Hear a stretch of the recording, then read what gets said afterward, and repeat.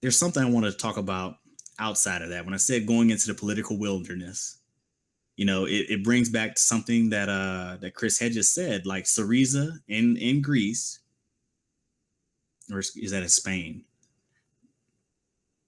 Fact check me on that. But one of that, basically they were a fringe party 10 years, and then 10 years later they became a major party, and now they control the government. That just goes to show you, and I know our institutions are different and the way things work are different, but that just goes to show you that if you support the fringe candidates, their type of politics will become mainstream over time. You just have to support them.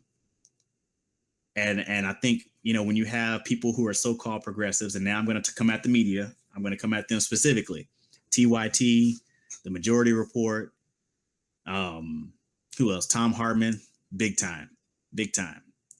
And even like a lot of our intellectuals in academia, we have Eddie Glaude and Adolph Reed. They'll basically give you a long history lesson and all the different things that have happened and how they happened and what the history behind this is or what really happened behind that. And they have a deep analysis, and all of it's hugely prescient, right? And then at the very end, they'll say, but you need to maintain the duopoly. You need to continue to vote for, one of the two candidates, and you can fight it out later. And it's just like, well, all of what you told me lends itself to a completely different conclusion. I would even argue that Bernie Sanders did the same thing. He gets up there and he basically pounds the pavement on his positions and what he would like to see. And then when the power structure really leaned in on him, what did he do?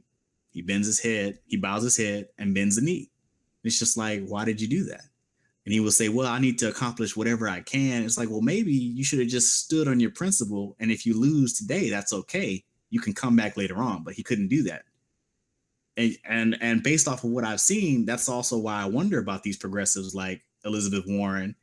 They're progressive when it really doesn't mean much. But when it comes down to fighting, when the power structure really comes after you, when the corporations are all aligned against you and all you have are your supporters, what are you going to do? Are you going to stand on your principle and fight for what you believe in? Or are you going to bow the head and defer the fight to later? Because when you do that, basically what you're saying is you're not ready to fight until the battle's won, or until the fight is, in your favor and you can just win straight out, when the power structure or really comes till the fight just really doesn't even matter anymore. Because you're fighting about something small when there's greater things to be fighting about. Now I did see somebody made a comment there that Eddie Glaude basically supports the blank out strategy.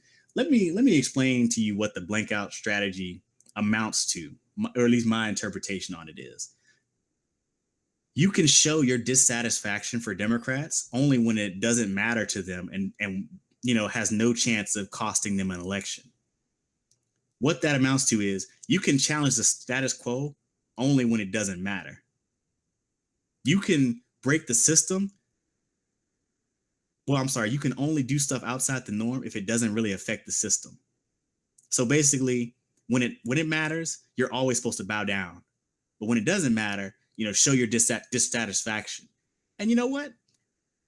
They probably like that strategy because it doesn't threaten anything to them. They say, oh, okay, well, hey, we're still good for this election. And, next time we'll do some other propaganda and you guys will be stuck voting for us again. Thanks. That's literally what they're thinking. And that's why I never really agreed to a blank out strategy. Now, you can argue that, an electoral loss will lead to pain, but this is pain or bad policy that is already in the works that cannot be averted without breaking the system. But somehow we're supposed to fall in line and not try to break the system, because when we try to break the system, we could lose. But you're going to lose anyway because you're inside a system that's losing. And there's no trajectory outside of moving outside of it. At the very minimum, we should be supporting the fringe parties as an attempt to exercise more control over the mainstream parties. But even that is, not, I don't know, it's something that you can only do if it doesn't threaten anything. I think at this point, like I said, you can't win if you don't play. This idea that you can only do stuff when it doesn't threaten anything is just not helpful. I mean, even the least worst argument altogether is not helpful. At this point, we should be talking about what can we do to actually change stuff. And I can go on and on and on, but I remember Angela Davis, just recently made a comment, and I thought that was, almost indicative of what we're talking about here. You'll have these erudites get up there and they'll give us a history lesson, and everything will be on point. And at the very end, they'll fall in and support the status quo. And they'll say, well, voting for the status quo is not really supporting it. Actually, it is, because the status quo only needs your vote to continue. It does not need anything from you but your consent in the form of a vote to continue the way it is. Now, if you're talking about basically everybody getting out in the streets and protesting and basically shutting the country down like they do in Europe, that's a different story. That's not what we have here in America. The institutions that make that possible are just not here because we let them be destroyed. So ultimately, the duopoly has to come to an end, and I think we really need to challenge that and be basically brave, be determined to break it by any means necessary and to get what you want by any means necessary. Because when you're not doing that, you're no longer leveraging the democratic corrective in your favor. You're letting somebody else leverage the duopoly against you, or the illusion of choice against you. So, Angela Davis, Eddie Glaude, Adolph Reed, even Juan Gonzalez from Democracy Now!, Paul Jay from the Real News Network, all of MSNBC. I've already said TYT, Sam Cedar, and Tom Hartman, and then like the more neoliberal like people. What's that guy's name on Ring of Fire? Is neoliberal Farron Cousins. Sometimes he kind of rides the line, but he's always down with the establishment. In the end, complains about it, but in the end, ultimately they fall in line. And I think at this point, they're really not doing us any service.